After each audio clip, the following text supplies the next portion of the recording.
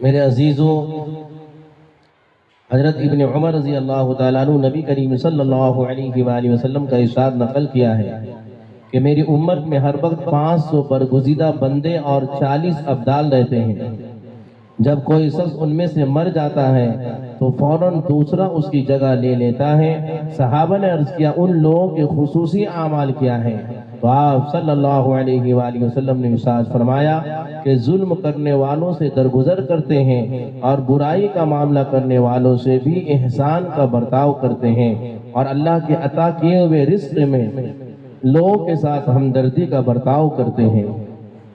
ایک دوسری حدیث سے نقل کیا گیا ہے کہ جو شخص بھوکوں کو روٹی کھلائے یا ننگے کو کپڑا پہنائے یا مسافر کو سونے کی جگہ دے دے تو حق تعالی جل شانہ قیامت کے دن اس کو عرش کے سائے میں جگہ عطا فرماتے ہیں۔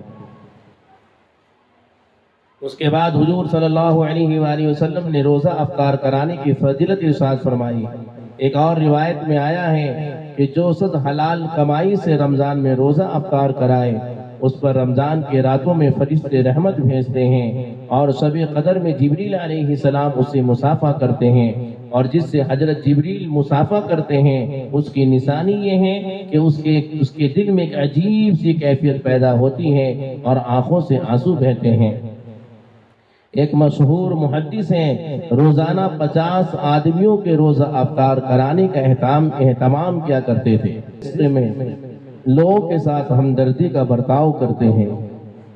ایک دوسری حدیث سے نقل کیا گیا ہے کہ جو شخص بھوکوں کو روٹی کھلائے یا ننگے کو کپڑا پہنائے یا مسافر کو رات میں جگہ سونے کی جگہ دے دے تو حق تعالی جل شانہ قیامت کے دن اس کو عرش کے سائے میں جگہ عطا فرماتے ہیں۔ اس کے بعد حضور صلی اللہ علیہ وآلہ وسلم نے روزہ افطار کرانے کی فضیلت ارشاد فرمائی۔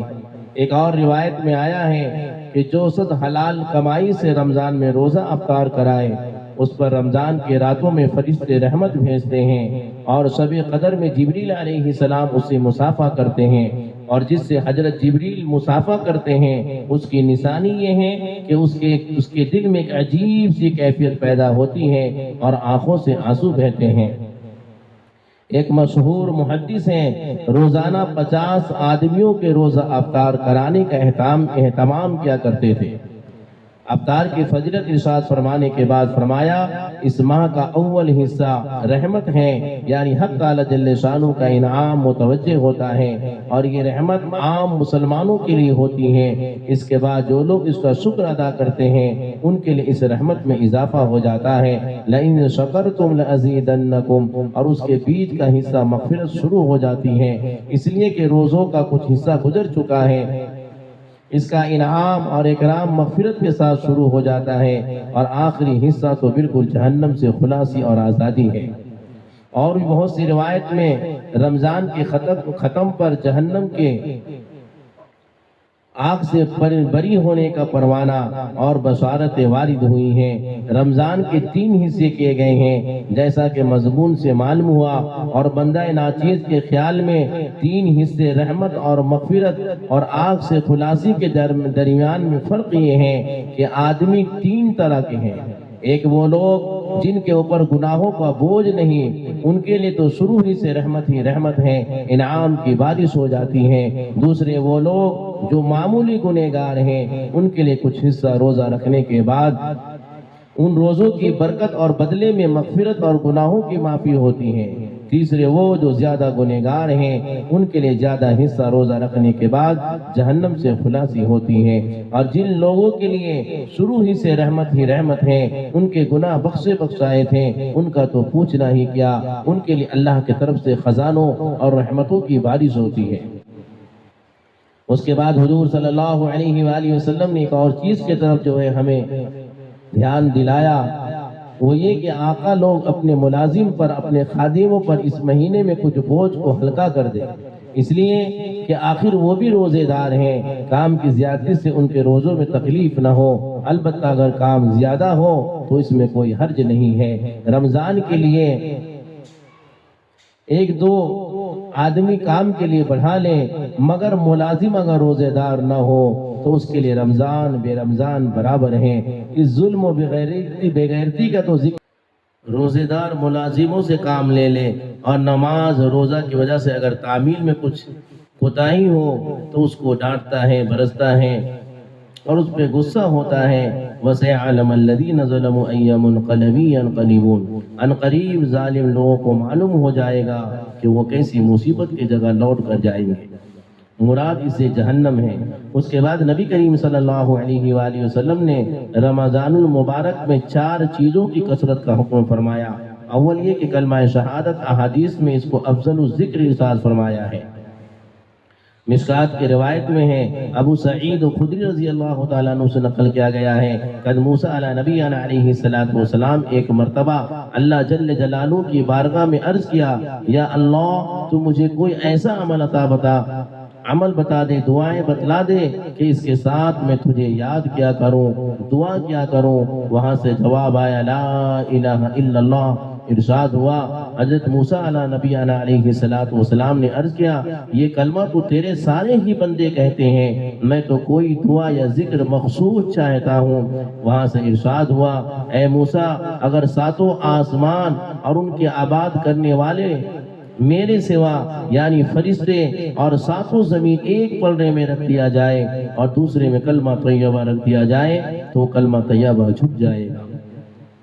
ایک حدیث میں ہے، وارد ہے کہ جو شخص اخلاص سے اس کلمہ کو پڑھیں، آسمان کے دروازے اس کے لیے فوراً کھل جاتے ہیں اور عرش تک پہنچتے ہیں۔ آباد کرنے والے میرے سوا یعنی فرشتے اور 7 زمین ایک پلڑے میں رکھ دیا جائے اور دوسرے میں کلمہ طیبہ رکھ دیا جائے تو کلمہ طیبہ جھک جائے گا۔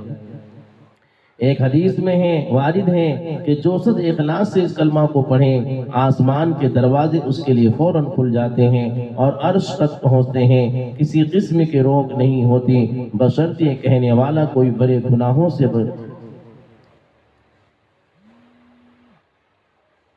گناہ کرنے والا نہ ہو۔